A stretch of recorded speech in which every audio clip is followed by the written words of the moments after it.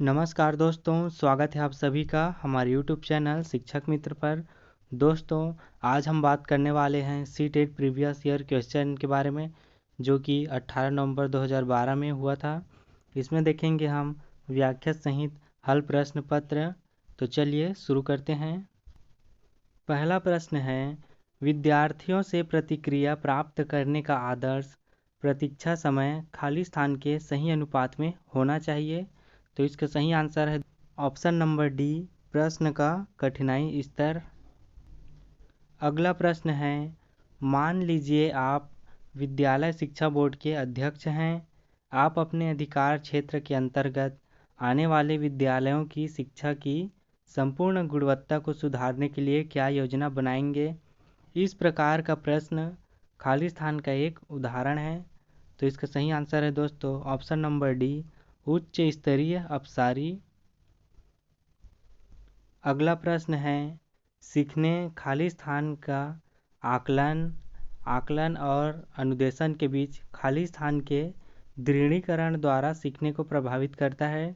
तो इसका सही आंसर है दोस्तों ऑप्शन नंबर सी, खाली के लिए संबंधों। अगला प्रश्न है, आंतरिक रूप से अभिप्रेरित विद्यार्थी। तो इसका सही आंसर है दोस्तों ऑप्शन नंबर डी, के लिए बाह्य पुरस्कार उसकी अभिप्रेरणा को बनाए रखने के लिए पर्याप्त नहीं है। अगला प्रश्न है, सतत और व्यापक मूल्यांकन की योजना में व्यापक शब्द खाली स्थान के अलावा निम्नलिखित के द्वारा समर्थित किया जाता है। तो इसका सही आंसर है दोस्तों option number A, Jeffy Guilford का बुद्धि संरचना का सिद्धांत। सतत और व्यापक मूल्यांकन की योजना में व्यापक का अर्थ है कि इस योजना में छात्रों की वृद्धि और विकास के शैक्षिक तथा सह शैक्षिक दोनों ही पक्षों को शामिल करने का प्रयास किया जाता है। चूंकि क्षमताएं, मनोवृत्तियां और अभिरुचियां अपने आप को लिखित शब्दों के अलावा अन्य रूपों में प्रकट करती हैं, अतः यह शब्द विभिन्न साधनों और तकनीकों के अनुप्रयोग के लिए उपयोग किया जाता है। इसलिए जेपी गिलफोर्ड ने बुद्धि संरचना सिद्धांत, जो कि बुद्धि को ही परिभाषित कर पाती है, यह व्यापक शब्द को सार्थक नहीं करती। अगला प्रश्न है, कक्ष में शिक्षक और विद्यार्थी किस प्रकार जेंडर को खाली स्थान करते हैं। यह सीखने के वातावरण खाली स्थान। तो इसका सही आंसर है ऑप्शन नंबर ए, जेंडर को रूपांतरित करते हैं। यह सीखने के वातावरण को क्षुब्ध करता है। उपलब्धि अभिप्रेरणा है। तो इसका सही आंसर हो जाएगा दोस्तों ऑप्शन नंबर सी, चुनौतीपूर्ण कार्य करने पर डटे रहने की प्रवृत्ति। विज्ञान के प्रयोगों में सामान्यतः लड़के उपकरणों का नियंत्रण अपने हाथों में लेते हैं और लड़कियों से आंकड़ों को रिकॉर्ड करने अथवा बर्तन धोने को कहते हैं। यह प्रवृत्ति दर्शाती है। तो दोस्तों, आप सभी को पता होगा यह जेंडर से संबंधित है, जो कि रूढ़िगत है। तो इसलिए इसका सही आंसर है पुरुष और स्त्री की रूढ़िबद्ध भूमिकाएं विद्यालय से भी होती है। ऑप्शन नंबर ए सही आंसर है इसका। अगला प्रश्न है, सीबीएसई द्वारा प्रस्तावित समूह परियोजना गतिविधि खाली स्थान का एक सशक्त साधन है। तो इसका सही आंसर है दोस्तों ऑप्शन नंबर सी, सामाजिक भागीदारिता को सुगम बनाने। अगला प्रश्न है, रेवन का प्रोग्रेसिव मैट्रिसेस परीक्षण खाली स्थान परीक्षण का उदाहरण है। तो इसका सही आंसर है ऑप्शन नंबर डी, संस्कृति मुक्त बुद्धि लब्धांक। अगला प्रश्न है, निम्नलिखित में से कौन सा सिद्धांत पाठ योजना में शामिल नहीं है। तो इसका सही आंसर है दोस्तों ऑप्शन नंबर ए, योजना की दृढ़ता।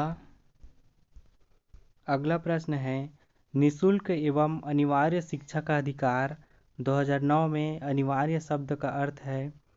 तो इसका सही आंसर है दोस्तों ऑप्शन नंबर बी, उचित सरकारें दाखिले, उपस्थिति और प्रारंभिक शिक्षा की पूर्णता को सुनिश्चित करेंगी। अगला प्रश्न है, अधिगमकर्ता का स्वनियमन का अर्थ क्या है। तो इसका सही आंसर है दोस्तों ऑप्शन नंबर डी, अपने सीखने का स्वयं अनुवीक्षण करने की योग्यता। अगला प्रश्न है, मैडम चाय खाती है वाक्य है, तो इसका सही आंसर है ऑप्शन नंबर सी, वाक्य विन्यास की दृष्टि से सही है लेकिन अर्थ विज्ञान की दृष्टि से गलत है। अगला प्रश्न है, सीखने के सिद्धांतों के संदर्भ में स्कैफोल्डिंग खाली स्थान की ओर संकेत करता है, तो इसका सही आंसर है दोस्तों ऑप्शन नंबर ए, सीखने में वयस्कों द्वारा अस्थायी सहयोग। स्कैफोल्डिंग का अर्थ है मचाना बनाना। यह नए ज्ञान के साथ बच्चों के पास पहले से मौजूद ज्ञान पर निर्मित होता है, जिससे वयस्क बच्चे को सीखने में सहयोग मिलता है। अगला प्रश्न है, एक महिला ने भोजन प्राप्त करने के लिए अपने बच्चे को बेच दिया। इस खबर को खाली स्थान के आधार पर अच्छी तरह से समझा जा सकता है, तो इसका सही आंसर है दोस्तों ऑप्शन नंबर डी, पदानुक्रमिक आवश्यकताओं का सिद्धांत। एक महिला ने भोजन प्राप्त करने के लिए अपने बच्चे को बेच दिया। यह मैस्लो द्वारा दिए गए सिद्धांत पदानुक्रमित आवश्यकताओं के सिद्धांत को सिद्ध करता है, जिसके अनुसार दैहिक मांगों को व्यक्ति सबसे ऊपर रखता है, जिसमें भोजन, पानी आदि आते हैं। इसके बाद अन्य मांगों जैसे सुरक्षा की मांग, सामाजिक मांग, सम्मान मांग, आत्मानुभूति मांग आदि आता है। तो चलिए अगला प्रश्न देख लेते हैं। अगला है, बुद्धि लब्धांक के आधार पर विभिन्न समूहों में विद्यार्थियों का वर्गीकरण उनकी स्वगरिमा को खाली स्थान है और उनके शैक्षणिक निष्पादन को, तो इसका सही आंसर है ऑप्शन नंबर बी, उनकी स्वगरिमा को क्या करता है, घटाता है और उनके शैक्षणिक निष्पादन को यह प्रभावित नहीं करता है। अगला प्रश्न है, जॉन डीवी द्वारा समर्थित लैब विद्यालय के उदाहरण हैं, तो इसका सही आंसर है ऑप्शन नंबर डी, प्रगतिशील विद्यालय। जॉन डीवी द्वारा समर्थित लैब विद्यालय प्रगतिशील विद्यालय का उदाहरण है। इनके अनुसार इस तरह के विद्यालय में प्रयोगों के द्वारा, चलचित्रों के द्वारा तथा लैब के माध्यम से भविष्य के लिए शिक्षक तैयार किए जाते हैं। लॉरेंस कोलबर्ग के द्वारा प्रस्तावित निम्नलिखित चरणों में से प्राथमिक विद्यालयों के बच्चे किन चरणों का अनुसरण करते हैं, तो चलिए देख लेते हैं। प्राथमिक विद्यालय के बच्चे जो है आज्ञा पालन और दंड उन्मुखीकरण का अनुसरण करते हैं और व्यक्तिकता और विनिमय का भी अनुसरण करते हैं, इसलिए हमारा ए बी दोनों सही रहेगा, इसलिए हमारा ऑप्शन नंबर ए सही है। चलिए अगला प्रश्न देख लेते हैं। एक विद्यार्थी कहता है उसका दादा आया है। एक शिक्षक होने के नाते आपकी प्रतिक्रिया होनी चाहिए, तो इसका सही आंसर है ऑप्शन नंबर सी, अच्छा आपके दादाजी आए हैं। बच्चे अनुकरण द्वारा सीखते हैं। वे शिक्षक के सही गलत के सभी तरीकों का अनुकरण करते रहते हैं। शिक्षक होने के कारण अभिभावकों के प्रति सम्माननीय शब्दावली का प्रयोग करना चाहिए। आपका एक उत्तरदायित्व है, अतः आप कहेंगे अच्छा आपके दादाजी आए हैं।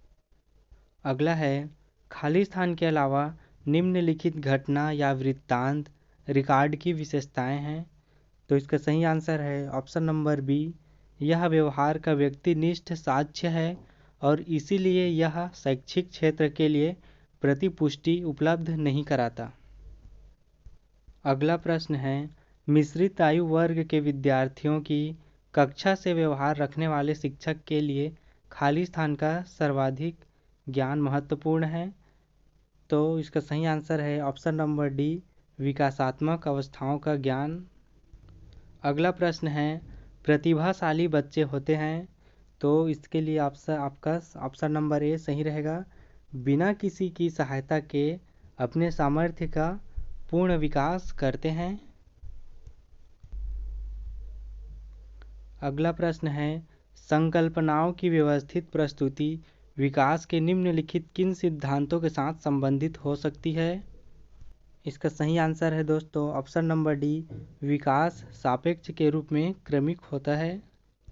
अगला प्रश्न है, शिक्षा का अधिकार अधिनियम 2009 के क्रियान्वयन के बाद कक्षा इसका सही आंसर है ऑप्शन नंबर सी, आयु के अनुसार अधिक सम जाती है। अगला प्रश्न है, एक बाल केंद्रित शिक्षा का समर्थन निम्नलिखित में से किस विचारक द्वारा किया गया? तो इसका सही आंसर है दोस्तों option number D, John Dewey. अगला प्रश्न है, प्रतिभाशाली बच्चों के संदर्भ में संवर्धन यानी एसिलिरेशन का अर्थ है? इसका सही आंसर है ऑप्शन नंबर ए, ऐसे विद्यार्थियों को वर्तमान स्तर या ग्रेड को छोड़कर अगले ग्रेड या अगले उच्च में प्रोन्नत करना चाहिए। प्रतिभाशाली बच्चों के संवर्धन का अर्थ है ऐसे विद्यार्थी को प्रारंभ से ही तीव्र गति से शैक्षणिक प्रक्रिया से गुजारना, विद्यालयों में जल्दी प्रवेश दिलाकर तथा तीव्र गति से विद्यालयी शिक्षा समाप्त करके बालकों की प्रतिभा का विकास किया जा सकता है। ऐसे विद्यार्थियों को वर्तमान स्तर को छोड़कर अगले स्तर पर प्रोन्नत कर उसकी शैक्षणिक गति को तीव्रता प्रदान की जा सकती है। एकल अभिभावक वाले बच्चे को पढ़ाते समय शिक्षक को क्या करना चाहिए? तो चलिए देखते हैं, इसका सही आंसर है ऑप्शन नंबर बी, इस तथ्य को अनदेखा करना चाहिए कि वह एकल अभिभावक का बच्चा है और ऐसे बच्चे के साथ अन्य बच्चों के साथ समान व्यवहार करना चाहिए। अगला प्रश्न है, प्रतिभाशाली विद्यार्थियों के लिए निम्नलिखित में से कौन सी गतिविधि सर्वाधिक उपयुक्त है? तो इसका सही आंसर है ऑप्शन नंबर बी, दी गई संकल्पनाओं के आधार पर मौलिक नाटक लिखना। शारीरिक गतिक बुद्धि रखने वाले बच्चे की अंतिम अवस्था निम्नलिखित में से कौन सी हो सकती है? तो दोस्तों इसका आंसर अभी विलोपित किया गया है, तो इसका आंसर हम फिलहाल अभी शल्य चिकित्सक यानी ऑप्शन नंबर ए को दे रहे हैं। तो आप कमेंट में बताइएगा दोस्तों इसका आंसर क्या हो सकता है। इस तरह दोस्तों आज का हमारा सीटेट का प्रीवियस ईयर का क्वेश्चन कंप्लीट होता है। सीटेट से जुड़ी हुई और भी ऐसी वीडियो देखने के लिए दोस्तों हमारे चैनल को सब्सक्राइब करें, लाइक करें, कमेंट करें। मिलते हैं अगली वीडियो में।